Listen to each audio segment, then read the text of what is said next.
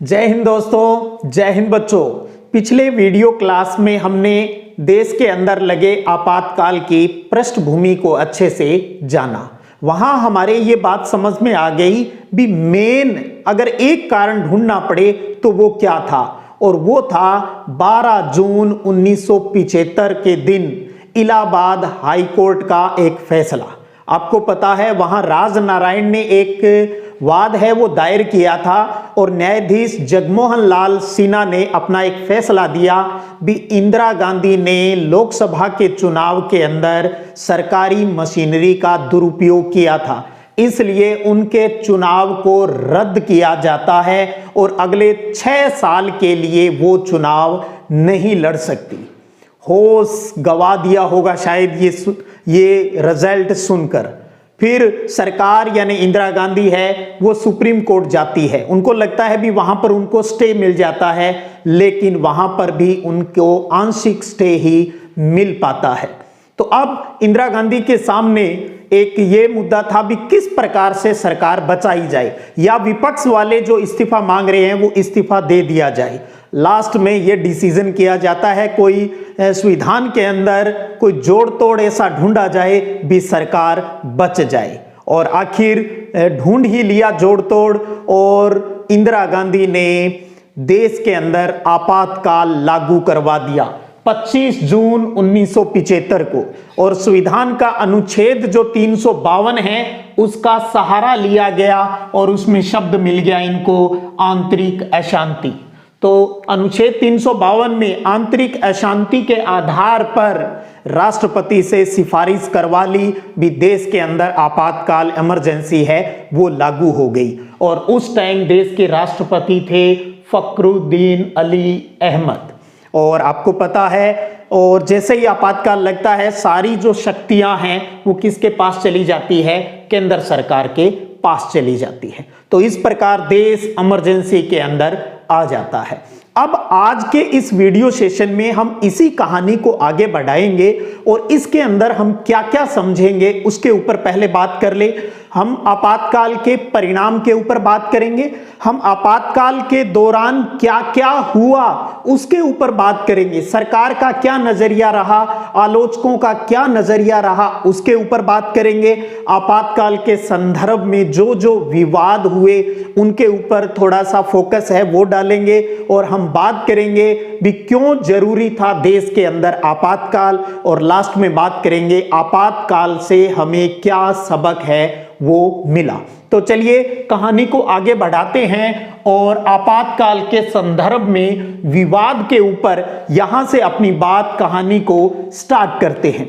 तो आपातकाल है वो भारतीय राजनीति का सबसे अधिक विवादास्पद प्रकरण है, टॉपिक है। इसके अगर कारणों की बात करें तो एक कारण तो ये है भी इसको लेकर लोगों का अलग अलग दृष्टिकोण है वो हमें देखने को मिलता है। दूसरा ये है भी सरकार ने संवैधानिक अधिकार जो उसको मिले हुए थे उनका गलत प्रयोग है वो किया, जिससे लोकतांत्रिक काम है वो ठप हो गए थे।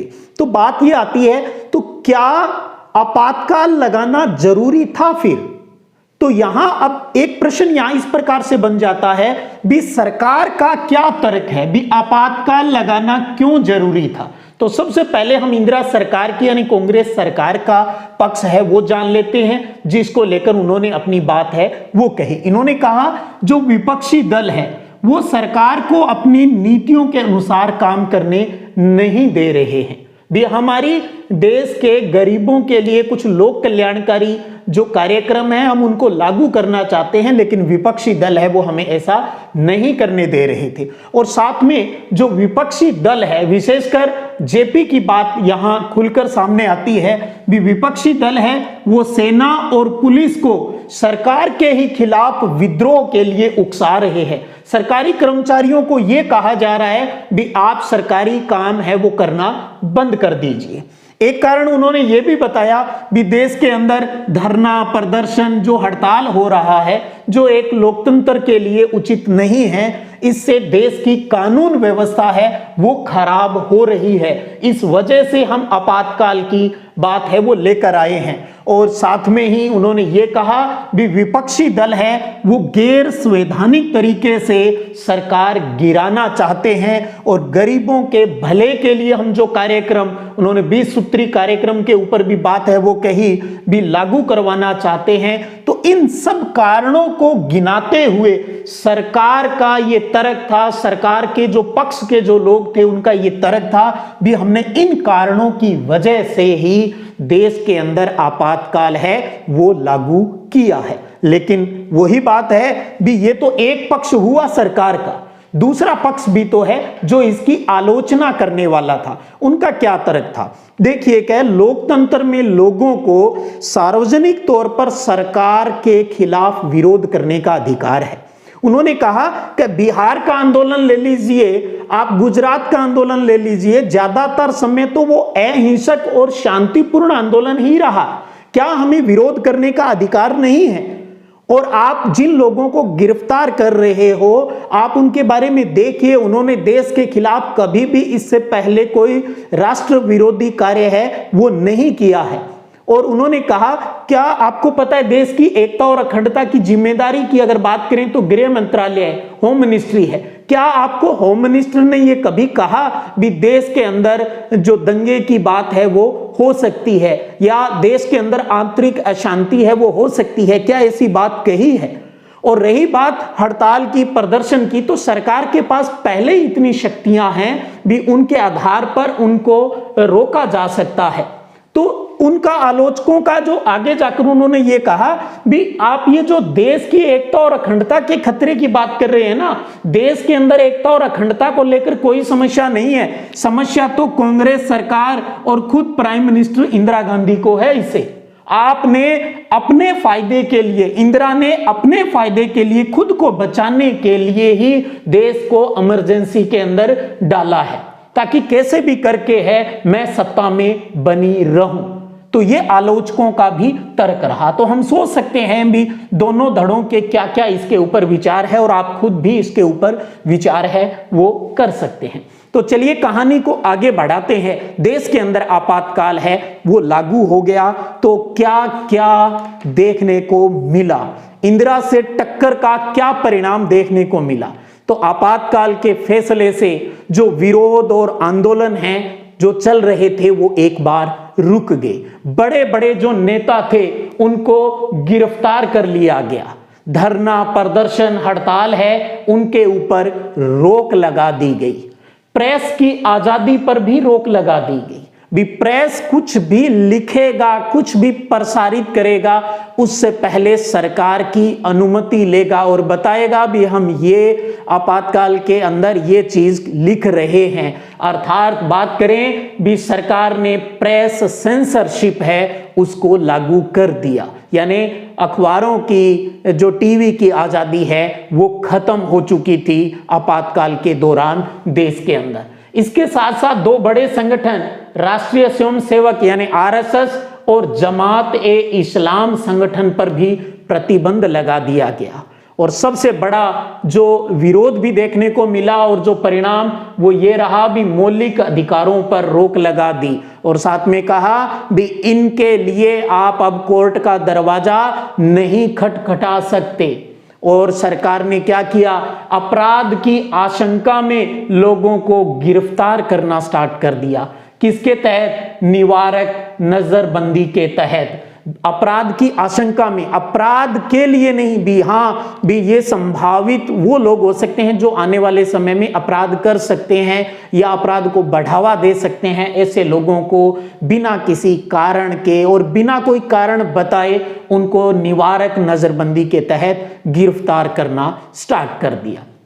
और आपको पता है इस प्रकार से कोई गिरफ्तारी होती है तो हमारे संविधान के अंदर बंदी प्रत्यक्षीकरण याचिका रिट का उल्लेख आता है भी आप इसके तहत कोर्ट के अंदर जा सकते हो और पूछ सकते हो भी बताइए भी हमें किस आधार पर गिरफ्तार है वो किया गया है। तो सरकार ने कहा निवारक नजरबंदी के तहत हमने जो गिरफ्तार किया है उसमें हम रीजन बताने के लिए उत्तरदायी नहीं है और इसके लिए आप कोई कोर्ट में नहीं जाएगा। लेकिन फिर भी के राज्य की कई हाई कोर्ट ने इस विचार के लिए याचिका है वो स्वीकार करनी प्रारंभ कर दी। उन्होंने कुछ हाईकोर्ट ने ये कहा भी हाँ, अगर बंदी प्रत्यक्षीकरण संबंधी अगर आप याचिका लगाते हो तो हम उसके ऊपर सुनवाई है वो करेंगे। अब सरकार को लगा भी यार ये फिर पंगा न्यायपालिका कर रही है, तो सीधे गई सुप्रीम कोर्ट में। और सुप्रीम कोर्ट में पता है उस टाइम कौन जज थे? वही जज जो 3 को छोड़कर चौथे को एएन रे साहब बैठे थे।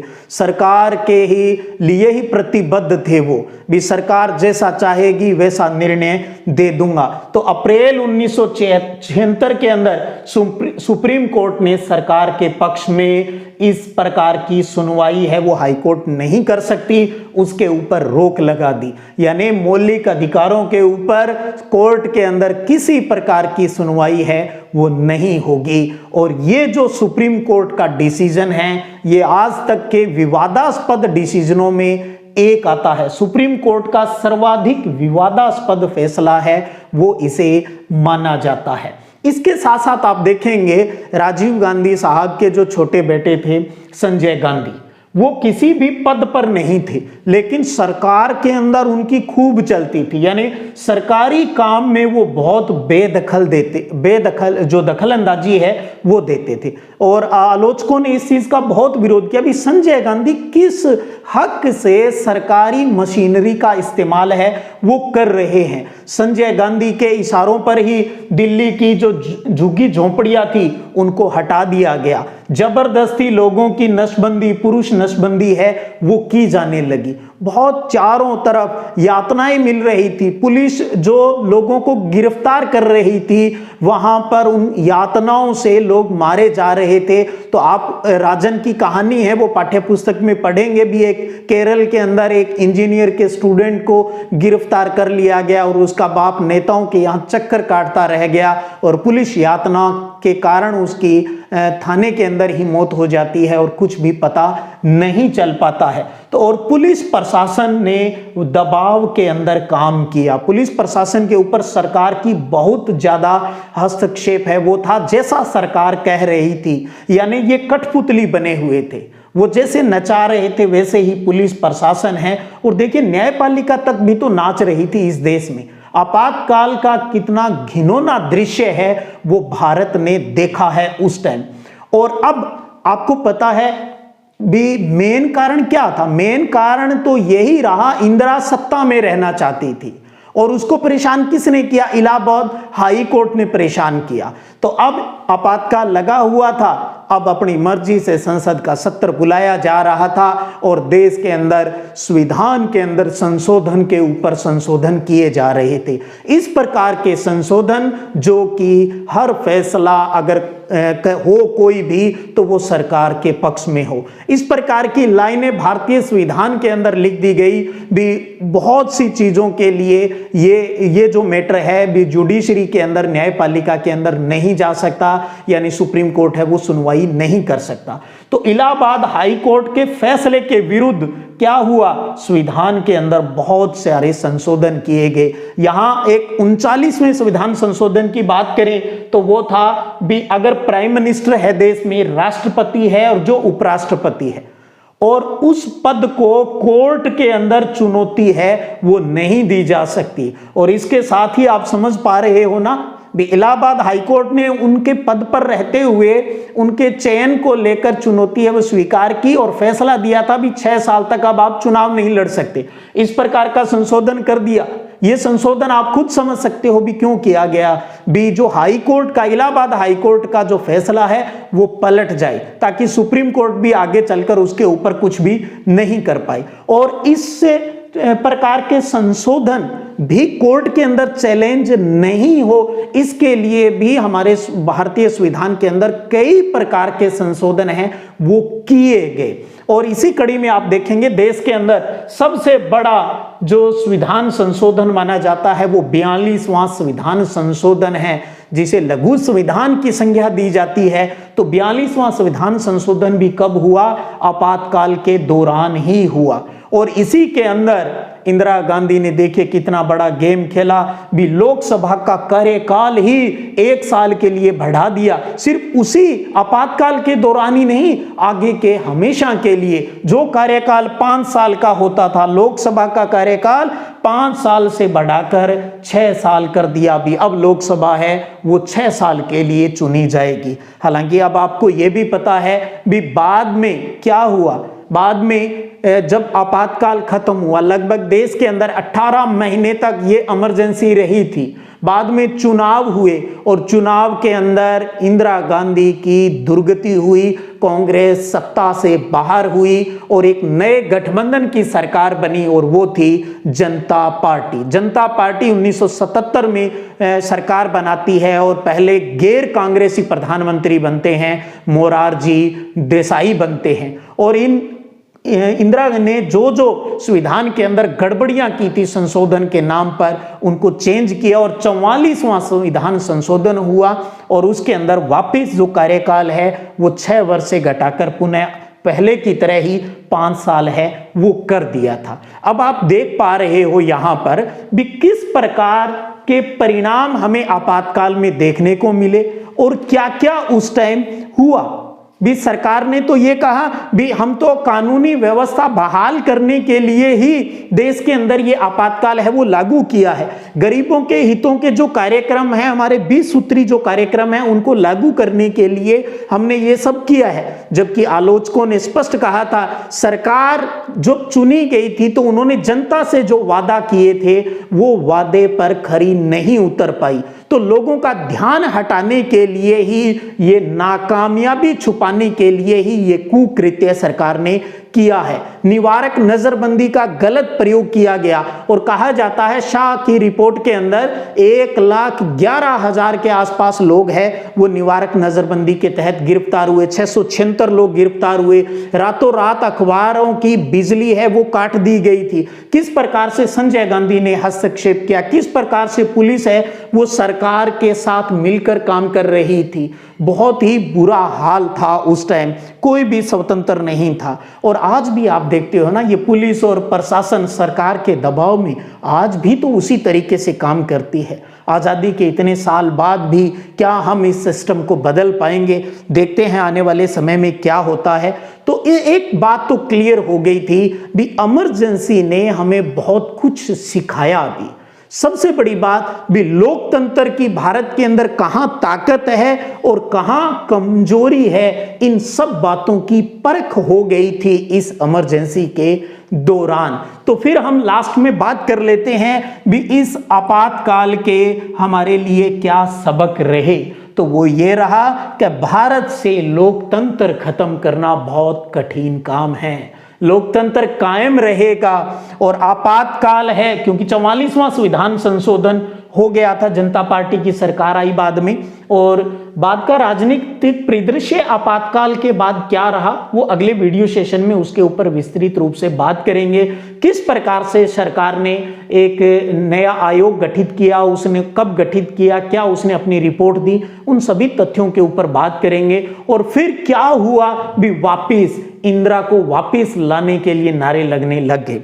तो दूसरा सबक हमने ये लिया भी 44वें संविधान संशोधन के तहत जो आपातकाल हमने आंतरिक अशांति के नाम पर लगाए थे, इस शब्द को ही हटा दिया और उसके अंदर शामिल किया सशस्त्र विद्रोह। यानी 352 के तहत जब हम ये आपातकाल लागू करें देश के अंदर तो वो सशस्त्र विद्रोह के आधार पर ही लगाया जा सकता है, और वो भी तब जब मंत्रिमंडल की लिखित सिफारिश है वो राष्ट्रपति के पास पहुंचे, तभी ऐसा होगा। तो हमें, क्योंकि आप समझ सकते हो भी ये परिवर्तन क्यों करना पड़ा, क्योंकि स्टार्टिंग में क्या हुआ, आंतरिक अशांति के नाम पर आपातकाल लागू कर दिया और मंत्रिमंडल की सिफारिश है वो ली नहीं। कहा जाता है भी मंत्रिमंडल की बैठक ही अगले दिन हुई, तो फिर देश में आपातकाल क्यों लागू हुआ, ये भी आलोचकों का एक बहुत बड़ा जो रीजन है उन्होंने दिया था। और आपको पता है आपातकाल के दौरान मौलिक अधिकारों का बहुत हनन हुआ।